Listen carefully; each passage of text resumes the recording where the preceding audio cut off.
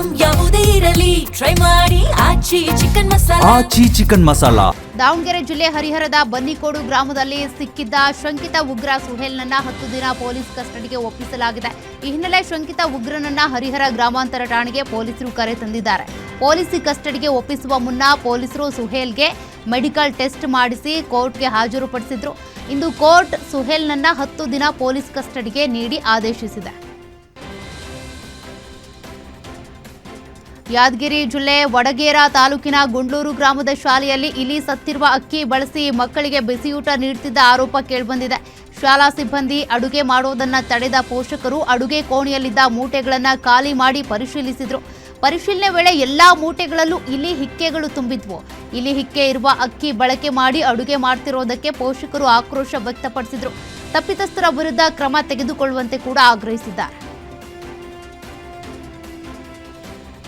ಅರಣ್ಯ ಇಲಾಖೆ ವಿರುದ್ಧ ಸಾವಿರಾರು ಅನ್ನದಾತರು ಬೀದಿಗಿಳಿದಿದ್ದಾರೆ. ಒಕ್ಕಲೆಬ್ಬಿಸೋದಕ್ಕೆ ಮುಂದಾಗಿರುವ ಅರಣ್ಯ ಇಲಾಖೆಯ ಕ್ರಮದ ವಿರುದ್ಧ ತುಮಕೂರು ಜಿಲ್ಲೆ ತಿಪಟೂರು ತಾಲೂಕಿನ ಹಲವು ಗ್ರಾಮಗಳ ರೈತರು ಆಕ್ರೋಶ ವ್ಯಕ್ತಪಡಿಸಿದ್ದಾರೆ.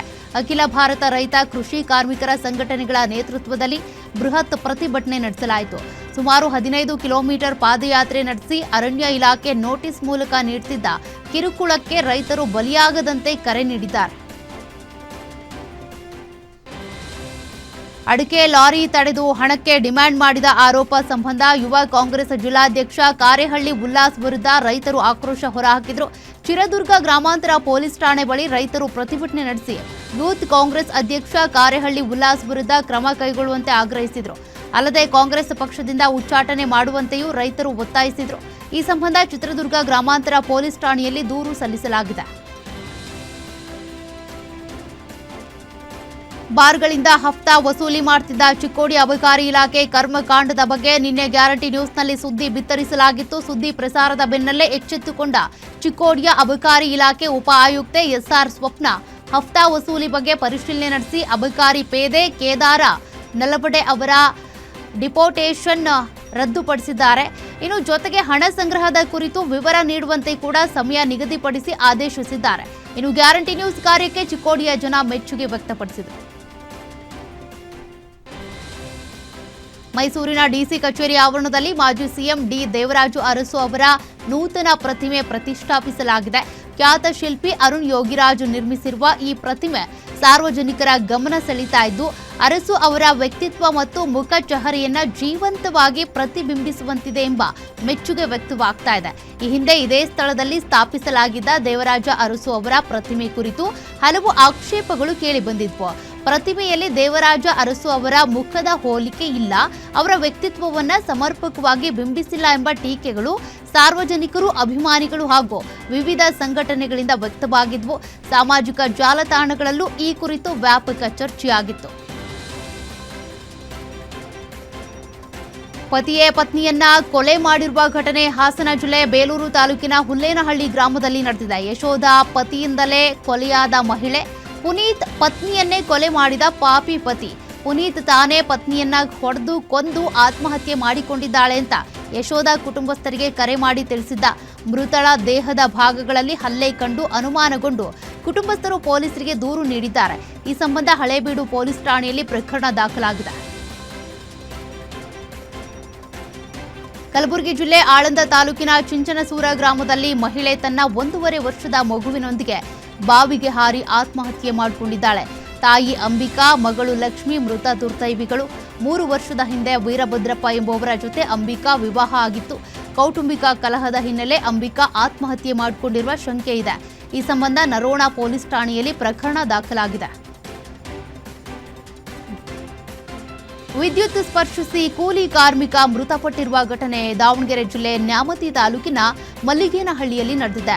ಹರೀಶಪ್ಪ ಮೃತ ಕೂಲಿ ಕಾರ್ಮಿಕ. ಮೃತ ಹರೀಶಪ್ಪ ಬೇರೆಯವರ ಜಮೀನಿನಲ್ಲಿ ಕೂಲಿ ಕೆಲಸಕ್ಕೆ ಹೋಗಿದ್ದ. ಈ ವೇಳೆ ಜಮೀನಿನ ಬೇಲಿ ಸ್ವಚ್ಛಗೊಳಿಸುವಾಗ ವಿದ್ಯುತ್ ತಂತಿಗೆ ಮಚ್ಚು ತಗಲಿ ವಿದ್ಯುತ್ ಸ್ಪರ್ಶಿಸಿ ಮೃತಪಟ್ಟಿದ್ದಾರೆ. ಘಟನೆಗೆ ಜಮೀನು ಮಾಲೀಕರ ನಿರ್ಲಕ್ಷ್ಯವೇ ಕಾರಣ ಅಂತ ಕುಟುಂಬಸ್ಥರು ಆರೋಪಿಸಿದ್ದು, ನ್ಯಾಮತಿ ಪೊಲೀಸ್ ಠಾಣೆಯಲ್ಲಿ ಪ್ರಕರಣ ದಾಖಲಾಗಿದೆ. ಗೃಹಲಕ್ಷ್ಮಿ ಯೋಜನೆಯಲ್ಲಿ 250 ಕೋಟಿಗೂ ಅಧಿಕ ಹಣ ಹಗರಣ ಆರೋಪ ಸಂಬಂಧ ಚಿಕ್ಕಮಗಳೂರಿನಲ್ಲಿ ಪರಿಷತ್ ಸದಸ್ಯ ಸಿಟಿ ರವಿ ಪ್ರತಿಕ್ರಿಯಿಸಿದ್ದಾರೆ. ಸರ್ಕಾರದ ಯಾವ ತನಿಖೆಯಿಂದಲೂ ಕೂಡ ನ್ಯಾಯ ಸಿಗೋದಿಲ್ಲ.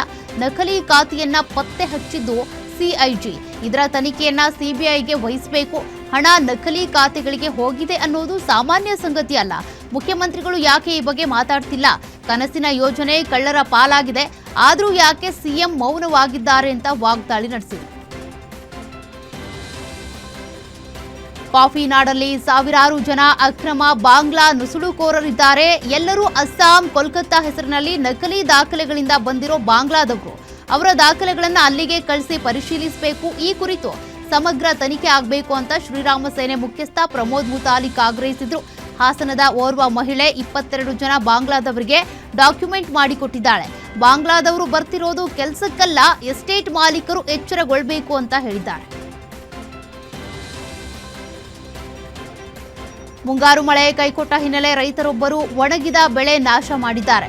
ಯಾದಗಿರಿ ಜಿಲ್ಲೆ ಶಹಾಪುರ ತಾಲೂಕಿನ ದೋರನಹಳ್ಳಿ ಗ್ರಾಮದಲ್ಲಿ ಸಮರ್ಪಕವಾಗಿ ಮಳೆ ಬಾರದ್ದಕ್ಕೆ ರೈತ ಟ್ರ್ಯಾಕ್ಟರ್ ಮೂಲಕ ಬೆಳೆ ನಾಶಪಡಿಸಿದ್ದಾರೆ. ಮರಿಲಿಂಗಪ್ಪ ಎಂಬುವವರು ತಮ್ಮ ಜಮೀನಿನಲ್ಲಿ ಹತ್ತಿ ಬೆಳೆ ಬೆಳೆದಿದ್ರು. ಸಾಲ ಸೋಲ ಮಾಡಿ ಬಿತ್ತಿದ ಬೆಳೆ ನೀರಿಲ್ಲದೆ ಒಣಗೋಗಿತ್ತು. ಹೀಗಾಗಿ 2 ಎಕರೆ ಜಮೀನಿನಲ್ಲಿ ಬೆಳೆದ ಹತ್ತಿ ಬೆಳೆಯನ್ನ ಮರಿಲಿಂಗಪ್ಪ ತಾವೇ ನಾಶಪಡಿಸಿದ್ದಾರೆ. ಮುತ್ತತ್ತಿಯ ಕಾವೇರಿ ನದಿಯಲ್ಲಿ ಜಲಸಮಾಧಿಯಾಗಿದ್ದ 5 ಮರಣೋತ್ತರ ಪರೀಕ್ಷೆ ಮಂಡ್ಯದ ಮಿಮ್ಸ್ ಶವಾಗಾರದಲ್ಲಿ ನಡೆದಿದೆ. ಶವಾಗಾರದ ಬಳಿ ಮೃತರ ಕುಟುಂಬಸ್ಥರ ಆಕ್ರಂದನ ಮುಗಿಲು ಮುಟ್ಟಿತ್ತು. ನಿನ್ನೆ ಕಬ್ಬಾಳಿನಲ್ಲಿ ಬೀಗರೂಟ ಮುಗಿಸಿ ಮೃತರೆಲ್ಲರೂ ಮುತ್ತತ್ತಿಗೆ ಬಂದಿದ್ರು. ಕುಟುಂಬ ಸಮೇತ ನದಿಯಲ್ಲಿ ಸ್ನಾನ ಮಾಡೋದಕ್ಕೆ ಹೋಗಿದ್ರು. ಈ ವೇಳೆ ನದಿಯಲ್ಲಿ ಆಟವಾಡುವಾಗ ವಿಜಯಮ್ಮ ಎಂಬುವರು ಕಾಲು ಜಾರಿ ನೀರಿನಲ್ಲಿ ಮುಳುಗಿದ್ದಾರೆ. ಅವರನ್ನ ರಕ್ಷಿಸಲು ಹೋದ ಶ್ವೇತಾ, ಚೈತ್ರ, ಪ್ರಿಯಾಂಕಾ, ಮಹೇಶ್ ಕೂಡ ನೀರಿನಲ್ಲಿ ಮುಳುಗಿ ಪ್ರಾಣ ಕಳ್ಕೊಂಡಿದ್ದಾರೆ. ಮೃತರ ಕೊನೆ ಕ್ಷಣದ ವಿಡಿಯೋ ಗ್ಯಾರಂಟಿ ನ್ಯೂಸ್ಗೆ ಲಭ್ಯವಾಗಿದ್ದು, ದಡದ ಮೇಲೆ ವಿಡಿಯೋ ಮಾಡ್ತಾ ಇದ್ದ ವ್ಯಕ್ತಿಯೊಬ್ಬ 5 ತಮಾಷೆಗೆ ಅಂತ ಹ್ಯಾಪಿ ಜರ್ನಿ ಅಂತ ಹೇಳಿದ್ದ. ದುರಾದೃಷ್ಟವಶಾತ್ ವಿಡಿಯೋ ಬಳಿಕ 5 ದುರಂತ ಅಂತ್ಯ ಕಂಡಿದ್ದಾರೆ. ರಸ್ತೆಗಳಲ್ಲಿ ಬಿಡಾಡಿ ದನಗಳ ಹಾವಳಿ ಹೆಚ್ಚಾಗಿದ್ದು, ಬಾಗಲಕೋಟೆ ನವನಗರದಲ್ಲಿರುವಂತಹ ತಹಶೀಲ್ದಾರ್ ಕಚೇರಿ ಮುಂದೆ ಗೂಳಿ ಕಾಳಗ ನಡೆದಿದೆ. ಸ್ಥಳೀಯರು ಹೊಡೆದರೂ ಕೂಡ ಗೂಳಿಗಳು ಫೈಟ್ ಮುಂದುವರೆದಿತ್ತು. ಸದ್ಯ ಗೂಳಿಗಳ ಕಾಳಗದ ವಿಡಿಯೋ ಸ್ಥಳೀಯರ ಮೊಬೈಲ್ನಲ್ಲಿ ಸೆರೆಯಾಗಿದೆ. ಕುಡಿತದ ಚಟಕ್ಕೆ ಬಿದ್ದು ಪತಿಯೇ ಪತ್ನಿಯನ್ನ ಕೊಲೆ ಮಾಡಿರೋ ಘಟನೆ ಪೀಣ್ಯ ಪೊಲೀಸ್ ಠಾಣಾ ವ್ಯಾಪ್ತಿಯಲ್ಲಿ ನಡೆದಿದೆ. ಅಂಜಲಿ ಪತಿಯಿಂದಲೇ ಕೊಲೆಯಾದ ದುರ್ದೈವಿ. 1 ವರ್ಷದ ಹಿಂದೆ ಸ್ವಾಮಿ ಎಂಬಾತನನ್ನ ಅಂಜಲಿ ಪ್ರೀತಿಸಿ ಮದುವೆ ಆಗಿರ್ತಾಳೆ. ಕುಡಿತಕ್ಕೆ ದಾಸನಾಗಿದ್ದ ಸ್ವಾಮಿ ಹಣ ಕೊಡುವಂತೆ ಪತ್ನಿಗೆ ಕಿರುಕುಳ ಕೊಡ್ತಾ ಇದ್ದಂತೆ. ಹೆಂಡತಿ ಹಣ ಕೊಡದೇ ಇದ್ದುದಕ್ಕೆ ಆಕೆ ತಲೆಯನ್ನ ಗೋಡೆಗೆ ಗುದ್ದಿದ್ದಾನೆ. ಆಸ್ಪತ್ರೆಯಲ್ಲಿ ಚಿಕಿತ್ಸೆ ಫಲಿಸದೆ ಅಂಜಲಿ ಮೃತಪಟ್ಟಿದ್ದು, ಪೊಲೀಸರು ಸ್ವಾಮಿಯನ್ನ ಬಂಧಿಸಿದ್ದಾರೆ. ಈ ಸಂಬಂಧ ಪೀಣ್ಯ ಪೊಲೀಸ್ ಠಾಣೆಯಲ್ಲಿ ಪ್ರಕರಣ ದಾಖಲಾಗಿದೆ. ಹೀರೋ ಸ್ಪ್ಲೆಂಡರ್ ಬೈಕ್ಗಳನ್ನೇ ಟಾರ್ಗೆಟ್ ಮಾಡಿ ಕಳ್ಳತನ ಮಾಡ್ತಿದ್ದಂತ ಖತರ್ನಾಕ್ ಕಳ್ಳನನ್ನ ಪೊಲೀಸರು ಬಂಧಿಸಿದ್ದಾರೆ. ದೇವನಹಳ್ಳಿ ತಾಲೂಕಿನ ವಿಜಯಪುರ ಪೊಲೀಸರು ಭರ್ಜರಿ ಕಾರ್ಯಾಚರಣೆ ನಡೆಸಿ ಖಲೀಲ್ ಎಂಬ ಬೈಕ್ ಕಳ್ಳನನ್ನ ಬಂಧಿಸಿದ್ದಾರೆ. ಬಂಧಿತನಿಂದ 20 ಲಕ್ಷ ಮೌಲ್ಯದ 42 ಬೈಕ್ಗಳನ್ನ ಪೊಲೀಸರು ವಶಪಡಿಸಿಕೊಂಡಿದ್ದಾರೆ. ಖಲೀಲ್ ತಾನು ಕದ್ದ ಬೈಕ್ಗಳನ್ನ ಕೇವಲ 2,500 ರೂಪಾಯಿಗೆ ಮಾರಾಟ ಮಾಡ್ತಿದ್ದ. ಪೊಲೀಸ್ ಇನ್ಸ್ಪೆಕ್ಟರ್ ಲಕ್ಷ್ಮೀನಾರಾಯಣ ನೇತೃತ್ವದಲ್ಲಿ ಕಾರ್ಯಾಚರಣೆ ನಡೆಸಿ ಆರೋಪಿಯನ್ನ ಬಂಧಿಸಲಾಗಿದ್ದು, ಕಳ್ಳತನ ಪ್ರಕರಣ ಭೇದಿಸಿದ ಪೊಲೀಸರನ್ನ ಎಸ್ಪಿ ಚಂದ್ರಕಾಂತ್ ಪ್ರಶಂಸಿಸಿದ್ದಾರೆ. ಅಣ್ಣನೇ ತಮ್ಮನನ್ನ ಬರ್ಬರವಾಗಿ ಕೊಲೆ ಮಾಡಿರುವ ಘಟನೆ ಕಲಬುರಗಿ ಜಿಲ್ಲೆ ಕಮಲಾಪುರ ತಾಲೂಕಿನ ಅಂಬಲಗ ಗ್ರಾಮದಲ್ಲಿ ನಡೆದಿದೆ. ಸುನೀಲ್ ಸುಣಗಾರ ಅಣ್ಣನಿಂದಲೇ ಕೊಲೆಯಾದ ತಮ್ಮ. ಅನಿಲ್ ಸುಣಗಾರ ತಮ್ಮನನ್ನೇ ಕೊಂದ ಪಾಪಿ ಅಣ್ಣ. ಕೊಲೆ ಬಳಿಕ ಅನಿಲ್ ಪರಾರಿಯಾಗಿದ್ದು, ಪೊಲೀಸರು ಆರೋಪಿ ಪತ್ತೆಗೆ ಬಲೆ ಬೀಸಿದ್ದಾರೆ. ಘಟನಾ ಸ್ಥಳಕ್ಕೆ ಪೊಲೀಸರು ಭೇಟಿ ನೀಡಿ ಪರಿಶೀಲನೆ ನಡೆಸಿದ್ದು, ನರೋ ಪೊಲೀಸ್ ಠಾಣೆಯಲ್ಲಿ ಪ್ರಕರಣ ದಾಖಲಾಗಿದೆ. 73 ವರ್ಷಗಳ ಬಳಿಕ ಟಿಬಿ ಡ್ಯಾಂನ ಹಳೆಯ ಕ್ರಸ್ಟ್ ಗೇಟ್ಗಳನ್ನ ಬದಲಾಯಿಸಿ ನೂತನ 33 ಗೇಟ್ಗಳನ್ನು ಲೋಕಾರ್ಪಣೆ ಮಾಡಲಾಗಿದೆ. ಈ ಕಾರ್ಯಕ್ರಮಕ್ಕೆ ಕರ್ನಾಟಕ, ಆಂಧ್ರಪ್ರದೇಶ ಮತ್ತು ತೆಲಂಗಾಣ ಮುಖ್ಯಮಂತ್ರಿಗಳು ಹಾಗೂ ಕೇಂದ್ರ ಜಲಶಕ್ತಿ ಸಚಿವರು ಒಂದೇ ವೇದಿಕೆಯಲ್ಲಿ ಭಾಗಿಯಾಗಿದ್ದು ವಿಶೇಷವಾಗಿತ್ತು. ತುಂಗಭದ್ರಾ ಜಲಾಶಯದಲ್ಲಿ ನಡೆದ ಕಾರ್ಯಕ್ರಮದಲ್ಲಿ CM DK Shivakumar, Andhra Pradesh CM Chandrababu Naidu, Telangana ಮುಖ್ಯಮಂತ್ರಿ ರೇವಂತ್ ರೆಡ್ಡಿ ಹಾಗೂ ಕೇಂದ್ರ ಜಲಶಕ್ತಿ ಸಚಿವ ಸಿಆರ್ ಪಾಟೀಲ್ ಭಾಗವಹಿಸಿದ್ರು. ಟಿಬಿ ಡ್ಯಾಂನ 18, 19, 20, 21ನೇ ಕ್ರಸ್ಟ್ ಗೇಟ್ಗಳಿಗೆ ವಿಶೇಷ ಪೂಜೆ ಸಲ್ಲಿಸಿ ರಿಮೋಟ್ ಬಟನ್ ಒತ್ತುವ ಮೂಲಕ ಲೋಕಾರ್ಪಣೆ ಮಾಡಲಾಯಿತು. ಬಸವಾದಿ ಶರಣರ ಹಿಂದೂ ಸಮಾವೇಶಕ್ಕೆ ಕೋರ್ಟ್ ಅನುಮತಿ ನೀಡಿದೆ. ಇದರ ಬೆನ್ನಲ್ಲೇ ಬಸವ ಕಲ್ಯಾಣ ನಗರದಲ್ಲಿ ವಿಜಯೋತ್ಸವ ಆಚರಿಸಲಾಯಿತು. ಕಲಬುರಗಿ ಹೈಕೋರ್ಟ್ ಪೀಠದಿಂದ ಕಾರ್ಯಕ್ರಮಕ್ಕೆ ಅನುಮತಿ ನೀಡ್ತಾ ಇದ್ದಂತೆ ಹಿಂದೂ ಮುಖಂಡರು ಪಟಾಕಿ ಸಿಡಿಸಿ ಸಿಹಿ ಹಂಚಿ ಸಂಭ್ರಮಿಸಿದ್ರು. ಕೋರ್ಟ್ ಆದೇಶಕ್ಕೆ ನಾವು ತಲೆಬಾಗ್ತೀವಿ, ಗೆಲುವು ನಮ್ಮದಾಗಿದೆ, ಕಾರ್ಯಕ್ರಮಕ್ಕೆ ಅನುಮತಿ ನೀಡಬಾರದು, ಕನ್ಹೇರಿ ಶ್ರೀಗಳ ಪ್ರವೇಶ ನಿರ್ಬಂಧಿಸಬೇಕು ಅಂತ ಕೆಲವರು ಒತ್ತಾಯಿಸಿದ್ರು. ಆದರೆ ಕಾನೂನು ಹೋರಾಟದಲ್ಲಿ ನಮಗೆ ಜಯ ಸಿಕ್ಕಿದೆ. ಹಿಂದೂ ಸಮಾವೇಶವನ್ನ ಅದ್ಧೂರಿಯಾಗಿ ಮಾಡ್ತೀವಿ ಅಂತ ಸಮಾವೇಶದ ಅಧ್ಯಕ್ಷ ಗುಂಡು ರೆಡ್ಡಿ ತಿಳಿಸಿದ್ದಾರೆ. ಹೊಲಕ್ಕೆ ಹೊರಟಿದ್ದ ರೈತನಿಗೆ ಟಾಟಾ ಏಸ್ ಗೂಡ್ಸ್ ವಾಹನ ಡಿಕ್ಕಿ ಹೊಡೆದು ರೈತ ಸ್ಥಳದಲ್ಲೇ ಮೃತಪಟ್ಟಿದ್ದಾನೆ. ರಾಯಚೂರು ತಾಲೂಕಿನ ಕಲ್ಮಲ ಗ್ರಾಮದ ಬಳಿ ಘಟನೆ ನಡೆದಿದ್ದು ಎತ್ತುಗಳ ಕಾಲು ಕೂಡ ಮುರಿದಿವೆ. ಘಟನೆ ಬಳಿಕ ಗೂಡ್ಸ್ ವಾಹನ ಚಾಲಕ ಎಸ್ಕೇಪ್ ಆಗಿದ್ದು ಸ್ಥಳಕ್ಕೆ ಪೊಲೀಸರು ಭೇಟಿ ನೀಡಿ ಪರಿಶೀಲನೆ ನಡೆಸಿದ್ದಾರೆ. ಈ ಸಂಬಂಧ ರಾಯಚೂರು ಗ್ರಾಮೀಣ ಪೊಲೀಸ್ ಠಾಣೆಯಲ್ಲಿ ಪ್ರಕರಣ ದಾಖಲಾಗಿದೆ.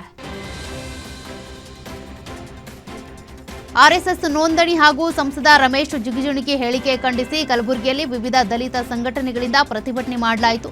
ನಗರದ ಜಿಲ್ಲಾಧಿಕಾರಿ ಕಚೇರಿ ಮುಂದೆ ರಸ್ತೆ ತಡೆದು ರಮೇಶ್ ಜಿಗಜಿಣಗಿ ಹಾಗೂ ಆರ್ಎಸ್ಎಸ್ ವಿರುದ್ಧ ಧಿಕ್ಕಾರ ಕೂಗಿ ಆಕ್ರೋಶ ವ್ಯಕ್ತಪಡಿಸಿದರು.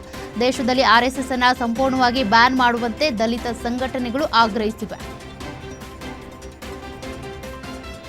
ಕಾವೇರಿ ನೀರಿಗಾಗಿ ತಮಿಳುನಾಡು ಖ್ಯಾತಿಯ ವಿಚಾರವಾಗಿ ಶಿವಮೊಗ್ಗದಲ್ಲಿ ಸಂಸದ ರಾಘವೇಂದ್ರ ಪ್ರತಿಕ್ರಿಯೆ ಕೊಟ್ಟಿದ್ದಾರೆ. ತಮಿಳುನಾಡಿನವರು ಅವರ ಪಾಲಿನದ್ದು ಕೇಳಿಯೇ ಕೇಳ್ತಾರೆ, ಆದರೆ ನಮಗೆ ನೀರಿಲ್ಲದೆ ಅವರಿಗೆ ಹೇಗೆ ನೀರು ಕೊಡೋದಕ್ಕಾಗುತ್ತೆ? ನಮಗೆ ನೀರಿಲ್ಲ, ಇನ್ನು ಅಕ್ಕಪಕ್ಕದ ರಾಜ್ಯಕ್ಕೆ ನೀರು ನೀಡುವ ಪ್ರಶ್ನೆನೇ ಬರೋದಿಲ್ಲ. ಈ ಬಗ್ಗೆ ನಮ್ಮ ಸರ್ಕಾರ ಅಡ್ವೊಕೇಟ್ ಜನರಲ್ಗಳು ಚರ್ಚಿಸಿ ಕಾನೂನಿನ ಮೂಲಕ ಗೆಲ್ಲಬೇಕಿದೆ. ಪ್ರತಿ ವರ್ಷ ಮಳೆಗಾಲಕ್ಕೂ ಮುನ್ನ ತಮಿಳುನಾಡು ಹಾಗೂ ಕರ್ನಾಟಕ ರಾಜ್ಯದ ನಡುವೆ ಈ ಚರ್ಚೆ ಶುರುವಾಗುತ್ತೆ. ಕೆಆರ್ಎಸ್ ಡ್ಯಾಂನಲ್ಲಿ ಹಾಗೂ ಸಮೀಪದಲ್ಲಿ ಸಂಗ್ರಹವಿರುವ ನೀರನ್ನ ತಮಿಳುನಾಡಿನವರು ಕೇಳ್ತಾ ಇದ್ದಾರೆ. ಈ ಸಂಬಂಧ ಸಿಎಂ ಯಾವ ರೀತಿ ತೀರ್ಮಾನ ತೆಗೆದುಕೊಳ್ತಾರೆ ಕಾದ್ ನೋಡೋಣ ಅಂದ್ರು. ಖಾಸಗಿ ಶಾಲೆಯ ಸಿಮೆಂಟ್ ಸ್ಟೇಜ್ ಕುಸಿದು 10ಕ್ಕೂ ಹೆಚ್ಚು ವಿದ್ಯಾರ್ಥಿಗಳು ಗಂಭೀರವಾಗಿ ಗಾಯಗೊಂಡಿದ್ದಾರೆ. ಚಿತ್ರದುರ್ಗದ ಹೊರಪೇಟೆ ಕ್ರೆಸೆಂಟ್ ಶಾಲೆಯಲ್ಲಿ ಘಟನೆ ನಡೆದಿದೆ. ಚರಂಡಿ ಮೇಲೆ ಶಾಲೆಯ ಸ್ಟೇಜ್ ನಿರ್ಮಾಣ ಮಾಡಿದರ ಹಿನ್ನೆಲೆ ಅವಘಡ ಸಂಭವಿಸಿದ್ದು, ಅದೃಷ್ಟವಶಾತ್ ಮಕ್ಕಳು ಪ್ರಾಣಾಪಾಯದಿಂದ ಪಾರಾಗಿದ್ದಾರೆ. ಗಾಯಾಳುಗಳಿಗೆ ಚಿತ್ರದುರ್ಗ ಜಿಲ್ಲಾಸ್ಪತ್ರೆಯಲ್ಲಿ ಚಿಕಿತ್ಸೆ ಮುಂದುವರೆದಿದೆ. ಘಟನಾ ಸ್ಥಳಕ್ಕೆ ಪೊಲೀಸರು ಭೇಟಿ ನೀಡಿ ಪರಿಶೀಲನೆ ನಡೆಸಿದ್ದು, ಚಿತ್ರದುರ್ಗ ನಗರ ಪೊಲೀಸ್ ಠಾಣೆಯಲ್ಲಿ ಕಂಪ್ಲೇಂಟ್ ದಾಖಲಾಗಿದೆ. ನೇಣು ಬಿಗಿದುಕೊಂಡು ಕಾಲೇಜು ಪಿಟಿ ಮಾಸ್ಟರ್ ಆತ್ಮಹತ್ಯೆ ಮಾಡಿಕೊಂಡಿರುವ ಘಟನೆ ತಾವರೆಕೆರೆ ಬಳಿಯ ಲಕ್ಷ್ಮೀಪುರದಲ್ಲಿ ನಡೆದಿದೆ. ನೆಲಮಂಗಲದ ಹುಲ್ಲೇಗೌಡನಹಳ್ಳಿ ನಿವಾಸಿ ದೀಪಕ್ ಆತ್ಮಹತ್ಯೆ ಮಾಡಿಕೊಂಡ ಪಿಟಿ ಮಾಸ್ಟರ್ ದೀಪಕ್ ಸಾವಿನ ಬಗ್ಗೆ ಕುಟುಂಬಸ್ಥರು ಅನುಮಾನ ವ್ಯಕ್ತಪಡಿಸಿದ್ದು, ತಾವರೆಕೆರೆ ಪೊಲೀಸ್ ಠಾಣೆಯಲ್ಲಿ ಕಂಪ್ಲೇಂಟ್ ದಾಖಲಾಗಿದೆ. ತುಮಕೂರು ಜಿಲ್ಲೆಯ ವಿವಿಧ ಭಾಗದಲ್ಲಿ ನವಿಲುಗಳ ಸಾವಿನಿಂದ ಆತಂಕ ಸೃಷ್ಟಿಯಾಗಿಬಿಟ್ಟಿದೆ. ತುಮಕೂರು ನಗರದ ಹೊರವಲಯದ ಅಕ್ಕ ತಂಗಿ ಕೆರೆ ಬಳಿ ಮತ್ತೆರಡು ನವಿಲುಗಳು ಸಾವನ್ನಪ್ಪಿವೆ. ಜಿಲ್ಲೆಯಲ್ಲಿ ಕಳೆದ 3 ತಿಂಗಳಲ್ಲಿ ಬರೋಬ್ಬರಿ 86 ನವಿಲುಗಳು ಮೃತಪಟ್ಟಿವೆ. ಈ ಹಿಂದೆ ಮೃತಪಟ್ಟಿದ್ದ ನವಿಲುಗಳಿಗೆ ಹಕ್ಕಿ ಜ್ವರ ತಗುಲಿರೋದು ದೃಢಪಟ್ಟಿತ್ತು. ಇದೀಗ ಪತ್ತೆಯಾಗಿರುವ ನವಿಲುಗಳ ಸಾವಿಗೆ ನಿಖರ ಕಾರಣ ತಿಳಿಯೋದಕ್ಕೆ ಪ್ರಯೋಗಾಲಯಕ್ಕೆ ಮಾದರಿ ರವಾನಿಸಲಾಗಿದೆ.